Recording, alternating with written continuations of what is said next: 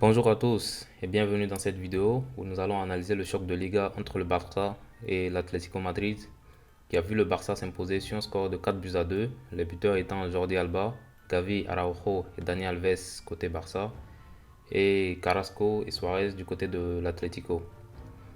Cette victoire est une grosse opération comptable pour le Barça qui passe quatrième au classement devant son adversaire du jour, mais aussi revient à 2 points du Betis, aujourd'hui troisième, mais avec un match en moins pour le Barça. Dans cette vidéo, la première partie sera consacrée à l'analyse tactique du match et la deuxième à une analyse plutôt critique. Vous êtes prêts? On y va.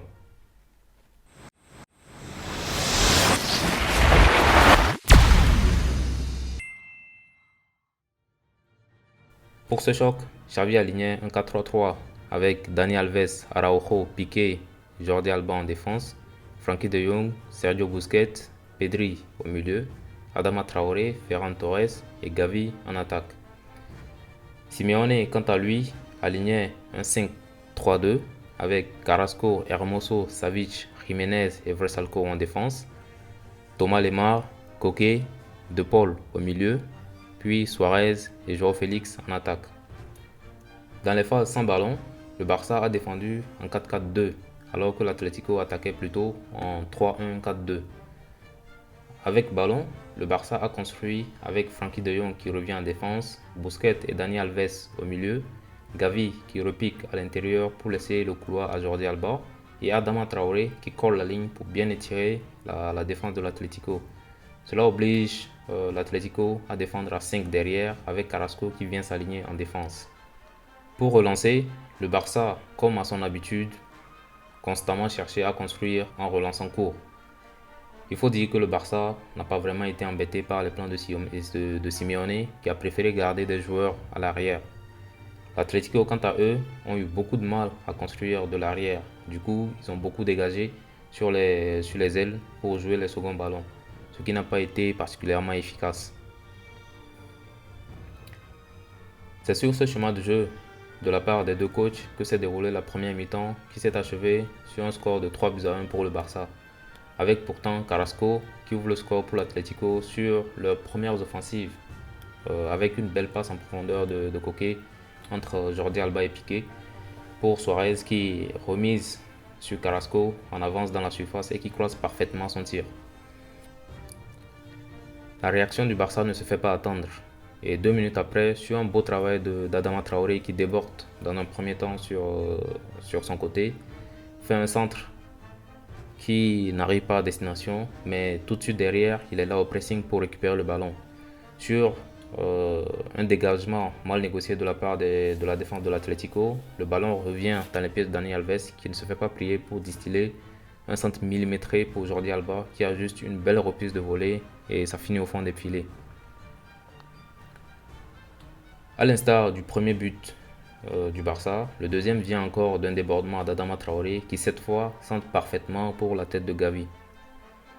Le troisième but du Barcelonais est arrivé sur coup de pied arrêté pour une finition d'Araujo d'une frappe à bout portant. Mené 3 buts à 1 à la pause, Simeone devait répondre et il commence la deuxième mi-temps avec un changement. Daniel Vaz qui remplace Vrsaljko. Faut dire que ce dernier a quasiment été transparent toute la première mi-temps, ne réussissant pas à contrer les montées de Jordi Alba.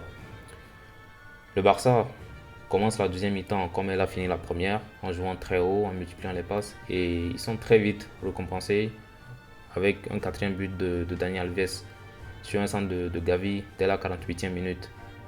Faut dire que Dani Alves a fait un gros match dans cette rencontre. Pour Simeone, il a fallu tout de suite réagir et il fait 3 changements d'un coup. Avec la sortie de Hermoso, Lemar et João Félix pour faire entrer Mateus Cunha, Renildo et Correa dans le but de jouer plus offensif et épauler Carrasco qui est clairement l'homme le plus dangereux de cet Atlético. Xavi de son côté ne change rien à son plan de jeu, mais l'Atlético réussit à se relancer avec un but sur corner de Suarez.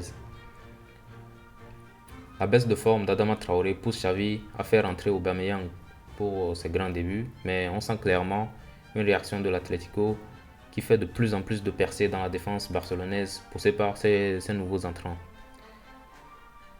Xavi, sentant la difficulté de son milieu de terrain, fait rentrer Nico à la place de Pedri, d'une part pour apporter du sang neuf, mais aussi pour préserver le joueur dans un match, on a envie de dire, quasiment plié, vu la domination barcelonaise. Mais les choses vont se compliquer pour Xavi, pour Xavi et pour le Barça dès la 68e minute, quand Alves va recevoir un carton rouge pour une grosse semelle sur Carrasco. Xavi réagit tout de suite et fait entrer Dest à la place de Gavi, mais malgré tout, le schéma défensif du Barça est resté le même s'il est passé à du 4-4-1 avec le carton rouge. Simeone de son côté a fait rentrer Herrera à la place de Koke pour apporter plus de vitesse dans son entrejeu. L'Atlético ayant décidé de presser haut, cela a obligé Ter Stegen à relancer long pour jouer les seconds ballons, mais ce n'est pas le point fort du Barça et ça n'a pas particulièrement été efficace. Alors, malgré la grosse présence des joueurs de l'Atlético, la discipline et les efforts défensifs côté Barça ont permis de contenir et de garder le score et permis au Barça de remporter ce choc. Avant de passer à l'analyse critique de ce choc, petit disclaimer.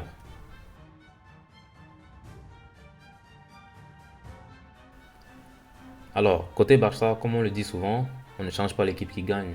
Et ici, en l'occurrence, il s'agit du plan de jeu proposé par Xavi.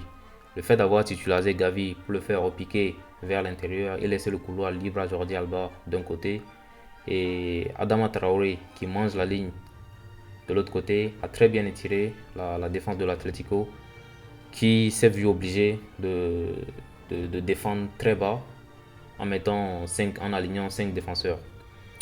Dani Alves qui se repositionne au milieu pour organiser le jeu donne un air de déjà vu avec le City de Guardiola. Mais au milieu de toutes ces bonnes choses, le bémol reste la défense du Barça.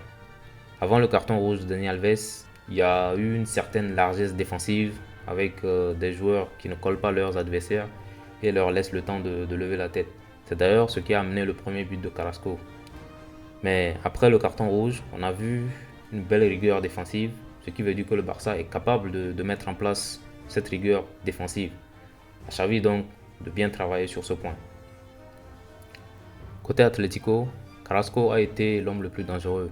Avant l'entrée de Mateus Cunha, Reinildo et Correa, toutes les actions folles sont venues de lui. On est alors en droit de se demander pourquoi ces trois-là n'ont pas débuté, quitte à les remplacer plus tard. Aussi, le choix de défendre à 5 n'a pas spécialement limité le jeu barcelonais. Que se serait-il passé s'il avait plutôt adopté un schéma du style 4-5-1 dans le but de densifier le milieu de terrain et couper les lignes de passe? Il ne pouvait pas non plus craindre des passes dans le dos de la défense étant donné qu'il défendait déjà très bas. En plus, à la récupération, les contres auraient été plus efficaces vu que les alliés auraient bien moins de distance à faire pour prendre la profondeur. Après le carton rouge de Dani Alves, le Barça est passé en mode défensif. À mon avis, l'Atlético aurait mieux fait d'accélérer le jeu dans les transitions rapides pour exploiter la vitesse de ses attaquants tels que Correa, Carrasco et Cunha, avec des milieux qui viennent en soutien pour décomposer le jeu et trouver la profondeur. Alors, dites-moi dans les commentaires comment vous auriez réagi si vous étiez à la place de Simeone pour revenir au score et éventuellement passer devant. Et à la place de Xavi, qu'est-ce que vous auriez amélioré pour les prochaines séances? Comme je l'ai dit en intro, au sortir de ce match, la bonne opération est pour le Barça qui non seulement passe devant son adversaire du soir et remonte dans les places qualificatives pour la Champions League, mais revient également à 2 points du Betis qui compte un match en plus. Si cette vidéo vous a plu, merci de lâcher un pouce bleu et de partager. Et à la prochaine. Ciao.